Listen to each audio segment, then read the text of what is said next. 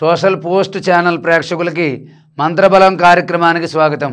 ఓం శుక్లాంబరధరం విష్ణుం శశివర్ణం చతుర్భుజం ప్రసన్నవదనం ధ్యాయేత్ సర్వవిఘ్నోపశాంతయే.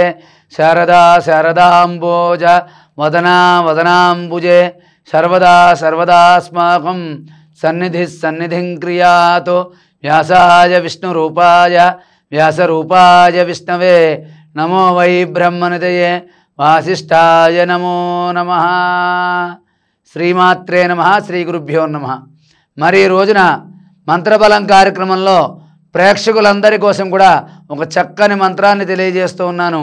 అదేమిటి అంటే, మీరు ఏ దేవుడు పూజ చేసినా మీరు ఇష్టదైవాన్ని ఆరాధించండి, కులదైవాన్ని ఆరాధించండి, గ్రామదేవతని ఆరాధించండి. ఆ ఆరాధించి ఆ పూజలు చేసి ఆ జపాలు చేసి అభిషేకాలు చేసినటువంటి ఫలితం మీకు తొందరగా కలగాలి అంటే దానికి కూడా ఒక చిన్న మార్గం ఉంది. ఏమిటయ్యా అంటే, మీరు ప్రతిరోజు కూడా మీ ఇంట్లో క్రమం తప్పకుండా దీపారాధన చెయ్యాలి. ముందు రోజు దేవుడికి పూజ చేసిన పువ్వులు ప్రసాదాలు అన్నీ కూడా తీసి దేవుడి యొక్క మందిరాన్ని శుభ్రంగా ఉంచాలి. ఏదైనా మనస్సు పవిత్రంగా ఉండాలి. దేవుడు మన మనస్సులో వచ్చి ఉండాలంటే మన మనస్సు పవిత్రంగా ఉండాలి. మనసు నిండా కామం, క్రోధం, లోభం, మాత్సర్యం ఇలా అన్నీ కూడా నిండిపోయి అనుకోండి, దేవుడు రావడానికి ఎక్కడా అవకాశం ఉండదు. కాబట్టి దేవుడు మనకి మనస్సు మన యందు లగ్నం అవ్వాలి, దేవుడు మనకేసి చూడాలి అంటే మన మనస్సు చాలా పవిత్రంగా ఉండాలి. కాబట్టి మనస్సు పవిత్రంగా ఉంచుకోండి. అదేవిధంగా మీ యొక్క దేవుడు మందిరాన్ని కూడా పరిశుభ్రంగా ఉంచుకోవాలి. ముందు రోజు పూజ చేసిన పువ్వులు కానీ ప్రసాదాలు కానీ నీళ్లు కానీ మర్నాడు ఉదయాన్నే మీరు స్నానం చేసిన తర్వాత ముందు రోజు దేవుడి దగ్గర పెట్టిన నీళ్ళన్నీ కూడా తీసి మళ్ళీ పరిశుద్ధమైన మంచి నీటిని పెట్టాలి, మంచి నీళ్ళు పెట్టాలి, పరిశుభ్రమైన నీటిని పెట్టాలి. పాత పువ్వులన్నీ తీసి కొత్త పువ్వులు శుభ్రంగా బాగా అలంకరించాలి.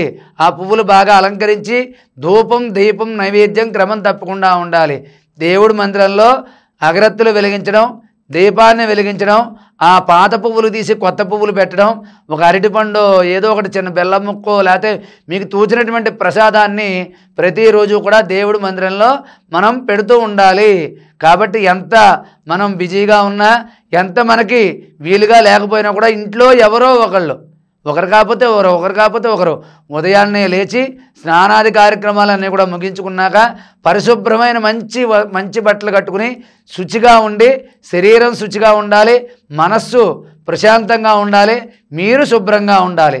అప్పుడు దేవుడి మందిరంలోకి వెళ్ళి దీపారాధన చేసి 2 అగరబత్తులు వెలిగించి ధూపాన్ని సమర్పించి మీకు తోచిన నైవేద్యం సమర్పించి అక్కడే మీ యొక్క దేవుడి మందిరంలో కూర్చుని ఓం శ్రీ శాంభవ్యై నమః, ఓం శ్రీ శాంభవ్యై నమః ఈ యొక్క మంత్రాన్ని ప్రతిరోజు కూడా ఉదయం సాయంత్రం 108 సార్లు కానీ 54 సార్లు కానీ లేకపోతే కనీసం 27 సార్లు అయినా కూడా ఈ యొక్క మంత్రాన్ని పఠించినట్లయితే మీరు ఏ దేవుడు పూజ చేసినా, ఏ అభిషేకం చేసినా, ఏ నోము చేసినా, ఏ వ్రతం చేసినా కూడా తొందరగా మీకు ఆ దేవుడి యొక్క అనుగ్రహం కలుగుతుంది. ఓం శ్రీ శాంభవ్యై నమః, ఓం శ్రీ శాంభవ్యై నమః ఈ యొక్క మంత్రాన్ని మీరు ప్రతిరోజు కూడా ఉదయం సాయంత్రం మీ దేవుడి మందిరంలో కూర్చుని 27 సార్లు లేదా 54, 108 అవకాశం ఉంటే ఇంకా ఎక్కువ సార్లు ఈ యొక్క మంత్రాన్ని జపించడం ద్వారా మీకు మీ దేవుడి యొక్క కులదేవత ఇష్టదేవత యొక్క సంపూర్ణ అనుగ్రహం మీకు తప్పకుండా కలుగుతుంది. కాబట్టి మీరు ఎన్ని పూజలు చేయండి, నోములు చేయండి, వ్రతాలు చేయండి, అభిషేకాలు చేయండి, ఎన్ని పూజా కార్యక్రమాలు చేసినప్పటికీ కూడా ఆ దేవుడి యొక్క అనుగ్రహం మీకు తప్పకుండా వస్తుంది. అది ఇంకా తొందరగా రావాలి అంటే అమ్మదయ ఉంటే అన్నీ ఉన్నట్లే. శాంభవ్యై నమః ఇది అమ్మవారి యొక్క మంచి శక్తివంతమైనటువంటి మంత్రం.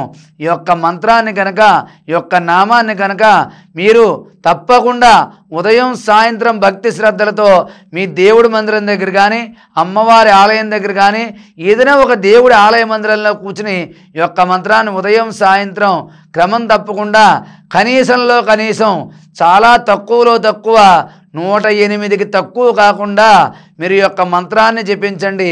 మీ ఇష్టదైవాన్ని ఆరాధించండి, కులదైవాన్ని ఆరాధించండి, మీకు దగ్గరలో ఉన్నటువంటి దేవాలయాల్ని సందర్శించండి. అదేవిధంగా సర్వదేవతా స్వరూపమైనటువంటి ఆ గోమాతకి మీకు తోచినటువంటి గ్రాసాన్ని సమర్పించండి. గోశాలల యొక్క సంరక్షణకి మీ వంతు సహకారం అందించండి. కాబట్టి ఇటువంటి భక్తివి సంబంధమైన ఆధ్యాత్మిక కార్యక్రమాల్లో పాల్గొవడం, ఇలాగ దేవుడి యొక్క దైవశక్తి పెరగాలి. మనం ఎంత ధనమున్నా, ఎంత గొప్ప ఉన్నా, ఎంత పేరున్నా, ఏం చేసినా కూడా మనం జీవితంలో ముందడుగు వెయ్యాలన్నా, ఏం చేయాలన్నా కూడా కొన్ని కోట్లు ఉన్నవాడు కూడా వాడు కొన్ని కోరికలు తీరవు. ఎందుకంటే మనకు ఎంత డబ్బున్నా, ఎంత గౌరవం ఉన్నా, ఏం చేసినా కూడా మన ప్రయత్నంతో పాటు, మన సాధనతో పాటు, మన సంపదతో పాటు, మన ఐశ్వర్యంతో పాటు తప్పకుండా మనకు ఉండవలసిన ఆయుధం దైవ బలం. దైవ బలం అనేది మనకు తప్పకుండా ఉండాలి. కాబట్టి ప్రతి ఒక్కరూ కూడా దైవ బలాన్ని పెంచుకోవడం కోసం మీ ఇష్టదైవాన్ని, కులదైవాన్ని ఆరాధించండి. ఓం శ్రీ శాంభవ్యే నమః మంత్రాన్ని జపించండి. మంచి విజయాలు సాధించండి. ఇష్టదైవాన్ని, కులదైవాన్ని యొక్క అనుగ్రహం పొంది మీరందరూ కూడా సుఖ సంతోషాలతో జీవించాలని చెప్పి ఆశీర్వదిస్తూ సర్వే జనా సుఖినో భవంతు. స్వస్తి.